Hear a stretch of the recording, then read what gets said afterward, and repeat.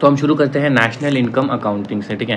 National income accounting कैसे करते हैं, तो सबसे पहले हम ये देखेंगे 4 तरह का इकोनॉमिक सेक्टर्स होते हैं। There are 4 types of economic sectors. कौन से 4 होते हैं? सबसे पहला होता है firms. What are firms? Firms ये है which are the producers of goods and services. Firms जैसे तुम्हारा कंपनीज हो गया, ये चीज़ का फॉर्म है, ये इस चीज़ का कंपनी है, ओके, दिस फैक्ट्री है, ये प्रोड्यूस करता है goods and services.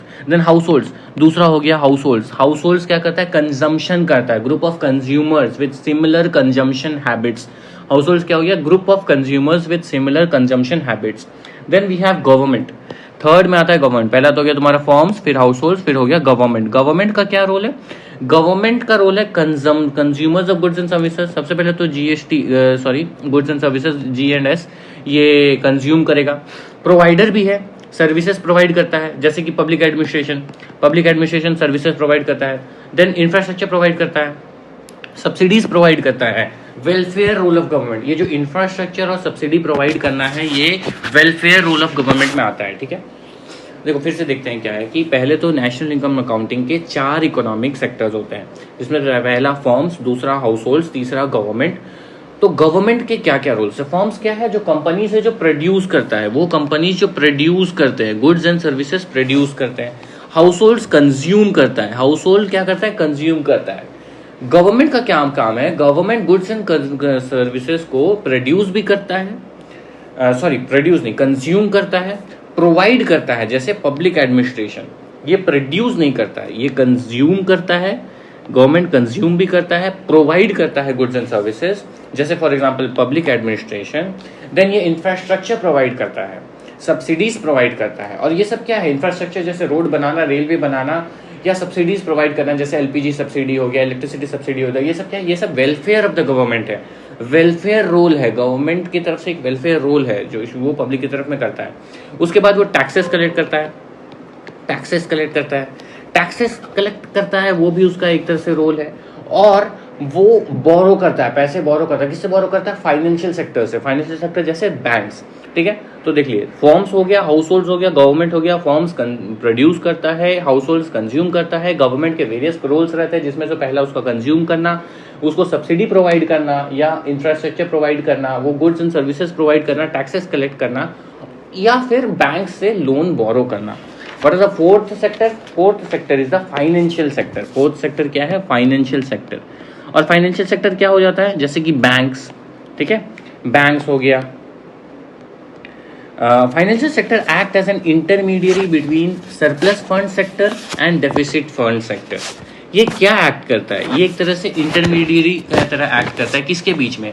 Surplus fund, जिसके पास ज्यादा फंड है और जिसके पास कम फंड है। सरप्लस फंड किसके पास है? जैसे हाउस होल्ड्स के पास इनकम आया, इनकम आने से उसका पेमेंट आया, पैसे बहुत है, उसके पास सरप्लस फंड्स है, I have more funds.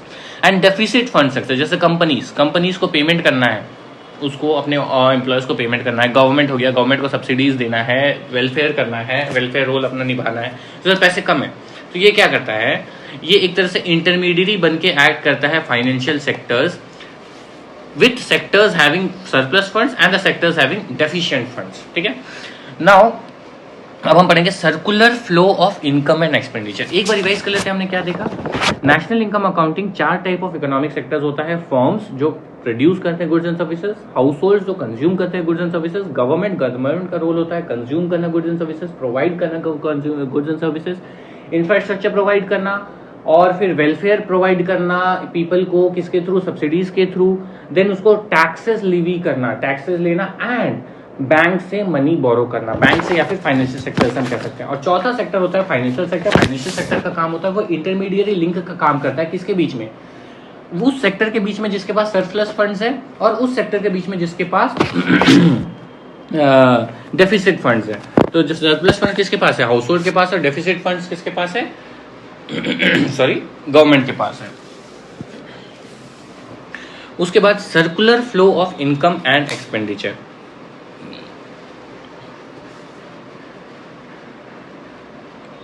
Circular flow of income and expenditure, और हम इसको खर्च करते हैं, एक्सपेंडिचर। तो अब इसके बीच में एक सर्कुलेशन लगा, जब भी हम इनकम करते हैं, खर्च कर देते, खर्च आगे इनकम में हमारे पास वापस आ जाता है। तो ये चीज को हम पढ़ेंगे, ये कैसा, इसका सर्कुलर फ्लो कैसे है, ये इंटर रिलेशनशिप दिखाता है डिफरेंट इकोनॉमिक सेक्टर्स में। यहाँ पे डिफरेंट इकोनॉमिक सेक्टर्स है, इस इन सारा का इंटर रिलेशनशिप कैसे है वो हम लोग डिस्कस करेंगे। तो सबसे पहले तो ये फॉर्म्स हो गया, जैसे हमने बताया फॉर्म्स या फिर गवर्नमेंट, और ये हाउस होल्ड हो गया। तो forms gives the goods and services. Firms gives the goods and services. Firms households को goods and services देता है, किसके रिटर्न पे? इनपुट्स के रिटर्न पे। कैसा इनपुट्स? फैक्टर इनपुट्स या फिर factors of production, factors of production या फैक्टर इनपुट्स के रूप में।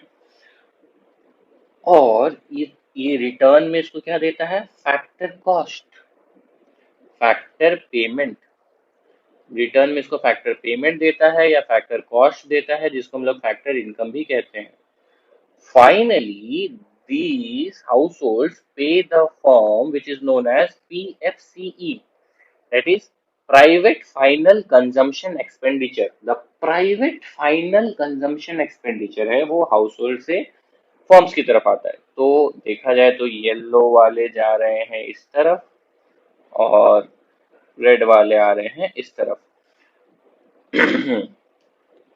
फर्म्स से goods and services, final goods and services, जैसे कि फर्म्स क्या रॉ मटेरियल लिया, फर्म्स ने रॉ मटेरियल लिया हाउस होल्ड से, हाउस होल्ड में एग्रीकल्चर हो गया या जो घर वाले होते हैं एग्रीकल्चर, उन लोगों ने रॉ मटेरियल्स, फैक्टर इनपुट जिसको कहा जाता है, या फिर फैक्टर्स ऑफ प्रोडक्शन, प्रोडक्शन के लिए जो फैक्टर्स जरूरत है, लैंड कैपिटल वगैरह वगैरह, उन फर्म्स को दिया।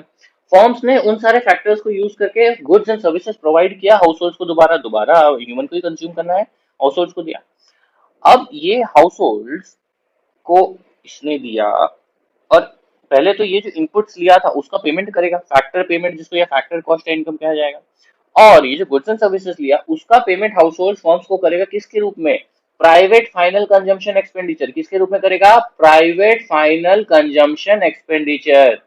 ठीक है, अब देखिए house hold savings, house hold का जो सेविंग्स होगा, what is house hold saving? House hold saving is factor income, factor income जो आ रहा है minus private final consumption expenditure. Household savings is equal two factor income. Factor income household savings कितना हुआ? जो इसको ये पेमेंट मिला, ये जो पेमेंट मिला माइनस यहाँ से इसने जो दे दिया पीएफसी, जितना जो इसने पेमेंट कर दिया, तो उसके बाद वो कितना हो गया? उसके बाद वो उसका सेविंग्स हो गया, हाउसहोल्ड का सेविंग्स हो गया। ठीक है, नाउ कॉर्पोरेट सेविंग्स। अब कॉर्पोरेट सेविंग्स क्या कहेंगे हम? Corporate savings is the savings by the firms. Firms का जो सेविंग्स होगा वही कॉर्पोरेट सेविंग्स है, और उसके बाद हो जाता है गवर्नमेंट सेविंग्स। बोरोइंग्स, बोरोइंग्स जो होता है, बोरोइंग्स इज सबसे ज्यादा फर्म्स में, फिर गवर्नमेंट में, एंड देन फिर हाउस होल्ड्स में बोरोइंग्स सबसे ज्यादा ऐसा होता है। अब एलसी there are four factors of production, there are four types of factors of production. सबसे पहले लैंड, दूसरा है labour, land, labour, capital, and the fourth one is entrepreneurship. Entrepreneurship. So what is land? Land is a natural resource. Natural resource inputs to production. ये land तो चाहिए, आपको factory खड़ा करना है, land चाहिए, हो गया। Then labor, human resource input. ये तो natural resource था, labor हो गया human resource. Human आपको लगेंगे लेबर वर्क के लिए, कंप्यूटराइज्ड वर्क के लिए, हैंडलिंग करने के लिए, मैनेजमेंट के लिए, हर एक चीज के लिए लेबर लगेंगे। Capital, capital long term investment. Capital को हम क्या कहते हैं? मोर देन 1 ईयर, मोर देन 1 ईयर का जो इन्वेस्टमेंट होता है उसको हम कहते हैं long term man made resource input. Example machines, factories, सिर्फ पैसे नहीं हो गए, जैसे कि मशीन्स हो गया, मशीन्स हमने खरीदा, हमने फैक्ट्री बनाई, हमने बिल्डिंग बनाया, ये सारा कुछ किस में आ गया? ये सारा किस कैपिटल में आ गया। ठीक है, तो और फोर्थ आता है entrepreneurship. What is entrepreneurship? Entrepreneurship is the risk taking ability, intangible, we cannot touch this, we cannot see this is intangible, this is the risk taking ability, this is the risk taking ability. For example, introducing new products, जैसे कि भारत पे was a new thing, new service which was introduced, Bharat पे हो गया। इस तरह से new ओला, taxi driver, Zomato, ये सब क्या है? ये सारा कुछ एक एंटरप्रेन्योरशिप का रिजल्ट है। तो what are the four factors of production? These are land, labor, capital, and the other thing is entrepreneurship. Land क्या हो गया? नेचुरल रिसोर्स है, वहां पे फैक्ट्री जमा होगा, या आपको कोई भी बिल्डिंग बनाना है। Land, labour, labour is human resource किसी भी फॉर्म में, कोई भी फॉर्म में अगर ह्यूमन रिसोर्स ह्यूमन काम आ रहा है तो it is labor capital, labor factor, and then capital factor. Capital factor is any investment which is for long term, any investment which is long term. That long term means more than 1 year. For example, machines, buildings, etc. And then entrepreneurship, it is a risk taking ability, which is introduction the new products. Okay. अब हमने क्या पढ़ा इतना देर से, हम इसको revise कर लेते हैं। देखिए, हमने स्टार्ट किया था नेशनल इनकम अकाउंटिंग से। नेशनल इनकम अकाउंटिंग के चार फैक्टर्स होते हैं for forms, house hold, government and financials. Forms, they produce goods and services, house hold consume goods and services, government consumes goods and services, it provides the goods and services, it helps in the infrastructure, it provides the welfare to the nation in the form of subsidies, it borrows it borrows loans from the banks and it collects taxes from the people. And then we have financial sector which acts as an intermediary between the surplus fund sectors to with the deficient form sectors, with like from the households and the government. And then we see the circular जो relation होता है, circular relation होता है income और expenditure, हम जो खर्च करते हैं और हम जितना कमाते हैं, तो इनके बीच में जो सर्कुलर फ्लो है वो क्या है वो हम देखते हैं। तो वो ऐसा है कि जो हमने फैक्टर इनपुट, जो हमने रॉ मटेरियल दिया फॉर्म्स को, कंपनीज को हमने रॉ मटेरियल दिया, उसके बदले वो हमें कुछ पेमेंट करता है, जिसको हम क्या कहते हैं, फैक्टर इनकम कहते हैं। फैक्टर इनकम, हमने अपने घर से रॉ मटेरियल दिया इसको, फॉर्म्स को, कंपनीज को, उसने हमको पेमेंट किया, फैक्टर पेमेंट कहते हैं। अब हमने क्या किया, अब वो फॉर्म क्या करेगा, वो फॉर्म उस फैक्टर इनपुट को यूज करेगा, हमको पेमेंट करेगा, उस फैक्टर को यूज कर गुड्स एंड सर्विसेज बनाएगा, फाइनल गुड्स एंड सर्विसेज बनाएगा। अब उस फाइनल गुड्स एंड सर्विसेज के लिए हाउस होल्ड उस कंपनी को PFCE, what is PFCE, private final consumption expenditure, private final consumption expenditure कर रहा है, कंजम्पशन एक्सपेंडिचर कर रहा है, फाइनल कंजम्पशन एक्सपेंडिचर कर रहा है, and it is the privately house hold कर रहा है, प्राइवेट लेवल में कर रहा है। ठीक है, अब देखिए ये हमने पढ़ाया था। तो what is the savings with the house hold का सेविंग्स ये हो गया कि इसने जो फैक्टर इनकम कमाया, माइनस जो PFCE है। ठीक है, कॉर्पोरेट का जो हो गया सेविंग, वो फॉर्म का सेविंग्स हो गया। और जो बोरोविंग्स होता है, बोरोविंग्स आर फॉर्म्स का सबसे ज्यादा, उसके बाद गवर्नमेंट का, उसके बाद हाउस होल्ड बहुत कम बोरो करते हैं, कंपनीज बहुत ज्यादा बोरो करते हैं, गवर्नमेंट थोड़ा कम, मिडिल पार्ट में बोरो करता है। ठीक है, अब हमने देखा what are the four factors of production. What are the four factors, land, labour, capital, entrepreneurship. Land हो गया नेचुरल रिसोर्स, लेबर हो गया ह्यूमन रिसोर्स, कैपिटल हो गया long term investment more than 1 year, and entrepreneurship risk taking ability introducing new products. ठीक है, अब जो हमने देखा land, labour, capital and entrepreneurship, तो इससे हमको क्या मिलेगा, इससे हमको मिलेगा लैंड से हमको मिलेगा रेंट, अगर हमारे पास लैंड है हमको रेंट मिलेगा।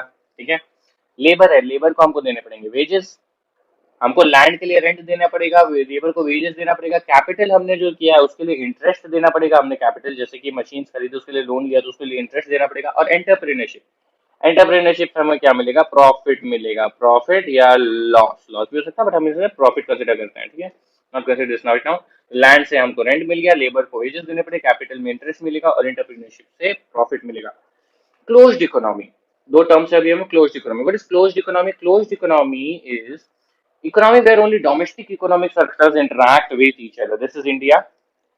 इंडिया में अगर आपस में ये लोग इकोनॉमी एक साथ इंटरैक्ट करते हैं तो इसको हम लोग क्या कहेंगे, इसको डोमेस्टिक करेंगे। This is not interacting with any other country. What is open economy? अब हम लोग पढ़ेंगे open economy. What is open economy? This is India, this is Sri Lanka, this is Myanmar, this is Pakistan, this is China, this is USA and other things.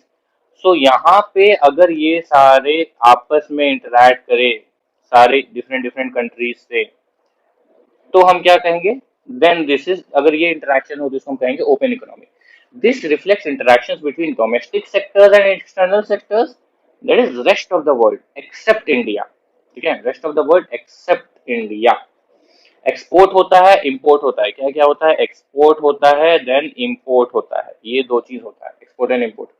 National income, तो close economy और open economy समझिए। Close economy वैसे जिसमें domestic के अंदर होता हो, और ओपन इकोनॉमी पूरे वर्ल्ड में होगा, वो आप इंडिया के अलावा, तो उसको हम लोग डोमेस्टिक सेक्टर्स से एक्सटर्नल सेक्टर्स के साथ अगर हो तो उसको हम लोग ओपन इकोनॉमी। नेशनल इनकम क्या है? National income total money value of all final goods produced by residents of a country over a time period. National income is the total money value total money value of all final goods and services, वो भी final वाला।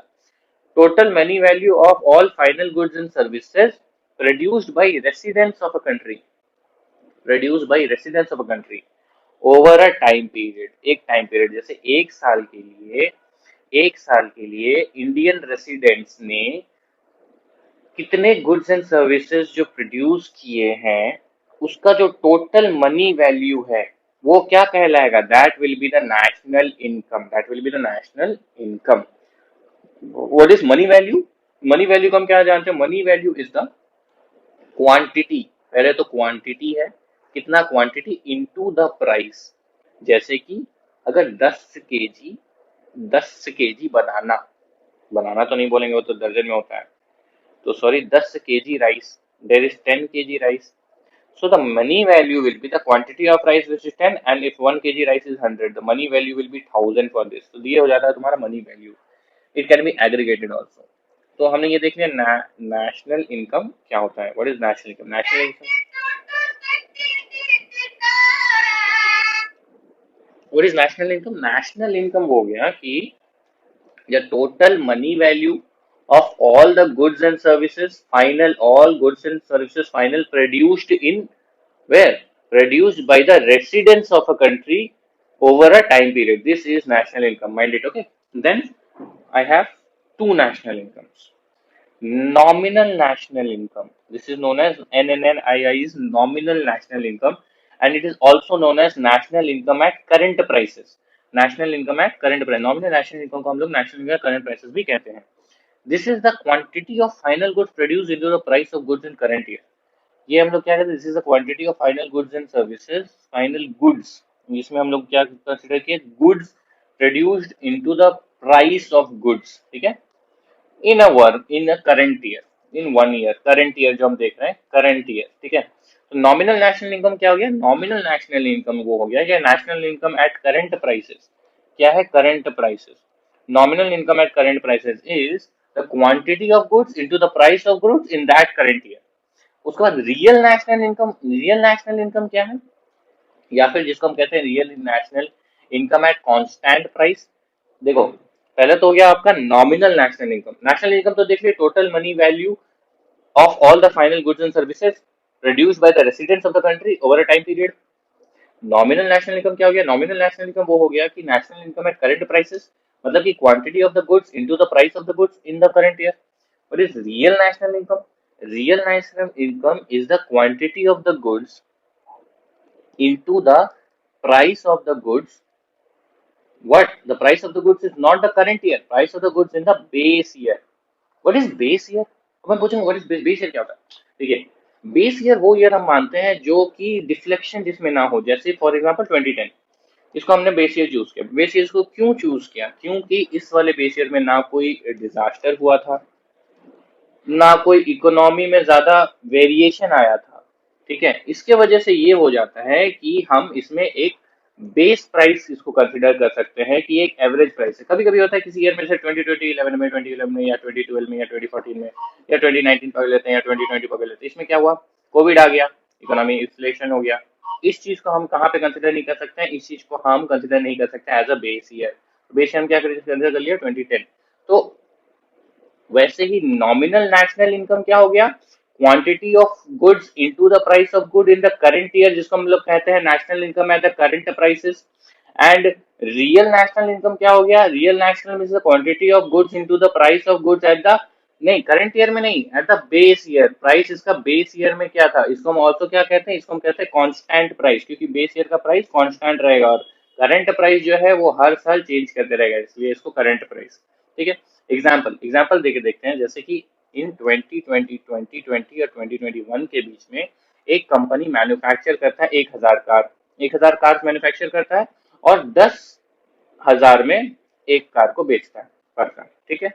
वही चीज इसने 2021 और 2022 में इसने 900 car manufacture किया और सेल कितना में किया, 12 लाख, सॉरी 10,000 लिख दिया मैंने, इतना सस्ता, 12 लाख, 12 लाख पर कार, ठीक है। अब देखिए इसका अगर हम लोग इनकम गिनते हैं 2020 और 2021 में, तो इसका इनकम कितना हो जाएगा, 10 लाख पर कार बेचा है, 1,000 कार बेचा है, तो इसका इनकम कितना हो गया? 100 करोड़, है ना? वही चीज इसका 2021 2022 में देखेंगे तो ये 12 लाख पर कार बेचा है और 900 कार बेचा है, तो इसका कितना हो गया? 108 करोड़। अब हम बोलेंगे कि इसमें ये ज्यादा कमाया, हम तो यही बोलेंगे ना, इसने 108 करोड़ कमाई, इसमें 100 करोड़ कमाई, तो इसमें इसने 8 करोड़ इसमें ज्यादा कमाई। लेकिन बात यह है कि जब हम लोग इसका रियल इनकम देखते हैं, जैसे कि बेस ईयर इसका था, बेस ईयर ये था इसका 2011-12। 2011-12 को इसमें बेस ईयर इसलिए लिया क्योंकि इसमें चेंजेस बहुत कम थे। इस टाइम पे इसका प्राइस था 8 लाख पर कार, ठीक है? 8 लाख पर कार था। तो अगर हम रियल नेशनल इनकम निकाले, रियल नेशनल इनकम निकाले 2020-21 में, 2020-21 में, तो ये हो जाएगा 1,000 कार बेचा है 8 लाख रुपए में, तो ये कितना हो गया आपका? 80 करोड़। और वही चीज हम सेम चीज 2021-22 में निकाले तो ये हो जाएगा 8 लाख इंटू 900 कार, ये हो जाएगा आपका 72 करोड़। अब देखिए रियल वैल्यू में ये इसमें ज्यादा कमा रहा है, उसमें नहीं। तो रियल इनकम नहीं, रियल नेशनल इनकम क्या करता है? रियल नेशनल इनकम ये करता है कि adjust the nominal national income for inflation, inflation के तौर पे इसको एडजस्ट कर देता है national national nominal national income को। when we compare national income over time we should use real national income not nominal। अगर हम एक ईयर के लिए यूज नहीं कर रहे, करंट ईयर के लिए यूज नहीं कर रहे, तो हमको नॉमिनल नेशनल इनकम यूज नहीं करना चाहिए, हमको रियल नेशनल इनकम यूज करना चाहिए। बेस ईयर जैसे मैंने अभी समझाया, it should be the year with less surprises, normal year, not a year with drought, not a year with pandemic etcetera. हम देख रहे हैं इसके बाद national income deflator, NID, national income deflator. What is national income deflator? It is the measure of inflation.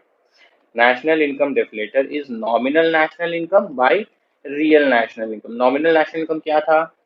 quantity into price of good at the current year, and ये क्या था? quantity into price in the base year, real national। बस इसका जो ratio होता है उसको हम कहते हैं नेशनल इनकम डिफ्लेटर, ठीक है?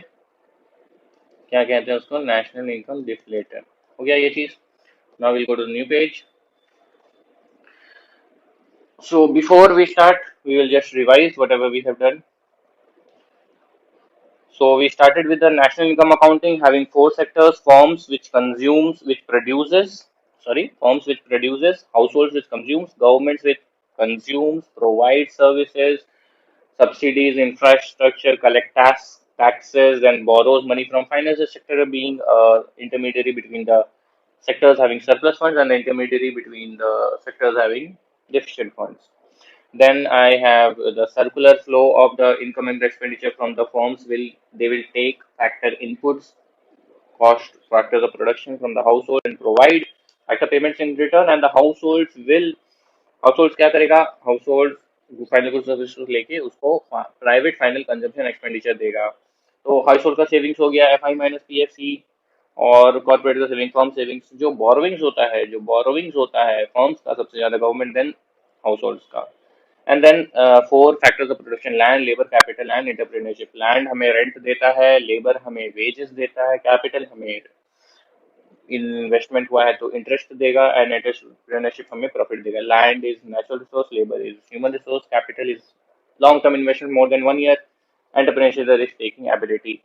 देन जैसे ये मैंने बता दिया। और उसके बाद जैसे क्लोज्ड इकोनॉमी जो अंदर में डोमेस्टिक सेक्टर में हो जाए, और ओपन इकोनॉमी जो इंटरनल सेक्टर से यहाँ से बाकी की तरफ, बाकी सारे राज्यों में, अंदर से इंडिया के बाहर इंपोर्ट एंड एक्सपोर्ट। और उसके बाद हमने देखा national, what is national income? Total money value of the final goods and services produced by the residents over a time period, and what is Indian residents over a time period, ये हमने देख लिया था। What is money value, quantity into price, and then nominal national income, quantity into price in the current year, and the real national quantity into price in the base year। ठीक है? Base year क्या होता है हमने बता दिया, without any surprises. Constant price भी कहते हैं, जैसे एग्जांपल भी हमने दे दिया है। रियल नेशनल में क्यों निकालते हैं? National income deflator, national income deflator is NNI by RNI, real bye